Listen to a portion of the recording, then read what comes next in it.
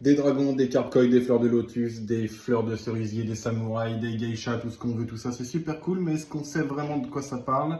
Aujourd'hui, je vous raconte l'histoire d'une femme que sa jalousie a transformée en démon ivre de colère, le yokai Aniya.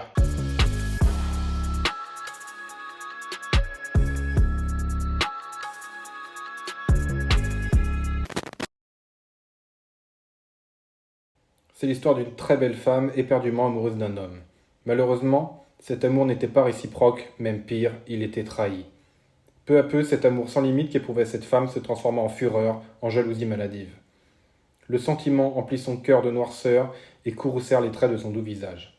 Jusqu'à ce que, finalement, elle perde toute humanité en se métamorphosant en démon assoiffé de haine. Depuis lors, elle erre sous forme fantomatique pour assouvir sa vengeance. Sa transformation comportera 3 phases. Le Haneyana Manari, où elle aura toujours forme humaine, mais son front sera orné de 2 petites cornes. À ce stade, elle pourra encore redevenir humaine. Ensuite, si sa rage reste incontrôlable, elle deviendra le Haneya Shunari, la version la plus connue.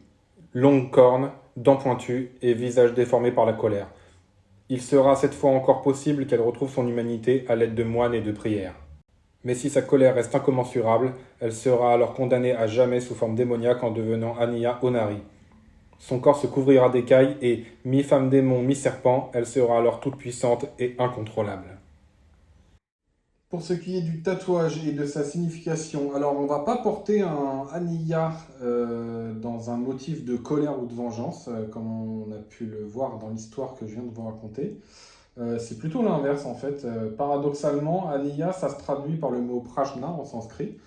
Et donc ce mot signifie grande sagesse. Donc c'est complètement l'inverse de l'histoire. Mais vous allez comprendre. C'est une quête en fait qui va mener à l'illumination. On le portera plus dans une quête de paix intérieure pour qu'en le regardant, ça soit un rappel de ne pas laisser vos émotions vous consumer.